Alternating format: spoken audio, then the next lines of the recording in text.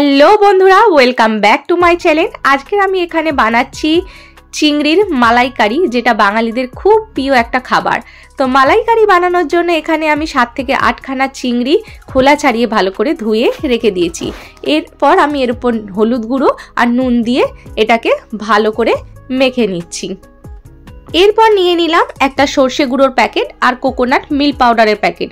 দুটো বাটির মধ্যে উষ্ণ কুসুম গরম জল করে রেখেছি, আর প্যাকেটগুলো কেটে আমি ওর মধ্যে প্রায় 15 থেকে 20 মিনিট এগুলোকে ভিজিয়ে রাখবো। আপনারা চাইলে নারকেল ছিঁচিয়ে তার দুধও নিতে পারেন, কিন্তু আমি মার্কেট থেকে কোকোনাট মিল্ক পাউডারই নিয়েছি। এবার আমি এটাকে ভালো করে মিশিয়ে নেবো। এখানে আমাদের দেখুন দুধ আর সর্ষে রেডি হয়ে গেছে। আর আমি একটা মিক্সচার জারের মধ্যে সব উপকরণগুলো এক এক করে নিয়ে পেস্ট করে নেব।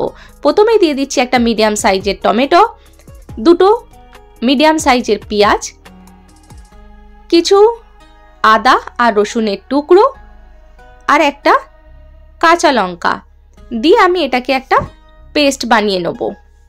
এখানে দেখুন আমাদের পেস্ট রেডি হয়ে গেছে। এরপর আমি কি মশলা নিচ্ছি দেখিয়ে দিই। এখানে মশলার মধ্যে থাকছে জিরে গুঁড়ো, হলুদ গুঁড়ো, লঙ্কা গুঁড়ো, ধনে পাতা, কাঁচা লঙ্কা, গোটা গরম মশলা, তেজপাতা, আর থাকছে শাহি গরম মশলা আর কাশ্মীরি রেড চিলি পাউডার আর একটা ফ্রেশ ক্রিম। এবার আমি ওভেনের মধ্যে একটা কড়া বসিয়ে সর্ষের তেল দিয়ে দিচ্ছি। এরপর আমি এর মধ্যে মাছগুলোকে ভেজে নেব। তো আমি মাছগুলো এক এক করে এর মধ্যে দিয়ে দিচ্ছি। সব মাছ আমি একসাথে দিচ্ছি না, আমি 4 থেকে 5টা করে মাছ দিয়ে এর মধ্যে এক এক করে ভেজে নেব। তো এখানে আমাদের মাছ ভাজা দেখুন রেডি হয়ে গেছে। মাছ ভাজা গায়ের রঙগুলো একটু লালচে লালচে হতে, আমি খুব কড়া করে ভাজিনি, একটু লালচে লালচে হতেই আমি মাছগুলোকে তুলে নিয়েছি। এবার আমরা ফ্রেশ একটা কড়ার মধ্যে তেল দিয়ে তার মধ্যে গরম মশলাগুলোকে দিয়ে দেবো। গরম মশলাগুলোকে একটু ভালো করে এদিক ওদিক নাড়াচাড়া করে এর মধ্যে যে বানানো পেস্টটা ছিল সেই পেস্টটাকে আমরা দিয়ে দেব। পেস্টটা দেওয়ার পর এর মধ্যে আমি ভালো করে এটাকে নেড়ে চেড়ে যতক্ষণ না তেল ছাড়ছে ভালো করে মশলাটাকে আমি লো ফ্লেমে কষতে দেবো। তারপরে আমি এক এক করে মশলাগুলো এর মধ্যে দিয়ে দেবো। তো দেখুন প্রথমেই দিয়ে দিচ্ছি হলুদ গুঁড়ো, তারপরে দিচ্ছি লঙ্কা গুঁড়ো, এরপর দিয়ে দিচ্ছি জিরে গুঁড়ো, তারপরে দিচ্ছি কাশ্মীরি রেড চিলি পাউডার, তারপরে দিচ্ছি গরম মশলা। এবার এই উপকরণগুলোকে আমি ভালো করে মিক্স করে নেব।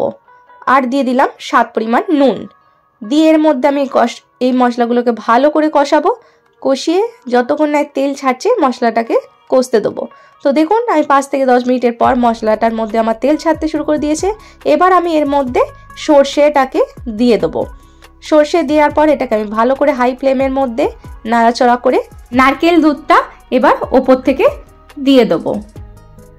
এইভাবে নারকেল দুধটা দেওয়ার পর কিছুক্ষণ ফোটার পর আপনারা চিংড়ি মাছগুলোকে, ভেজে থাকা চিংড়ি মাছগুলো এবার এক এক করে ওপর থেকে দিয়ে দেবো।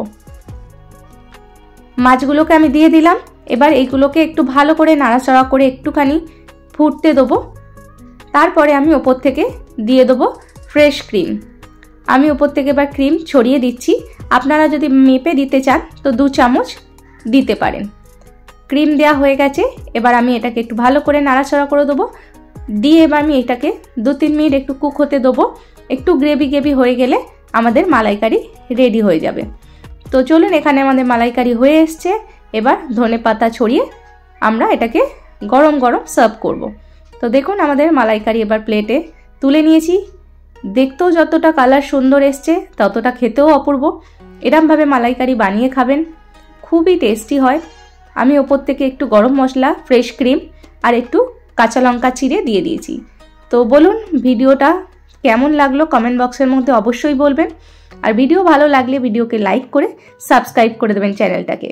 তো আজকের জন্য এইটুকানি। দেখা হবে আপনাদের সঙ্গে নেক্সট কোনো আবার ব্লগে। সুস্থ থাকবেন, ভালো থাকবেন, টাটা।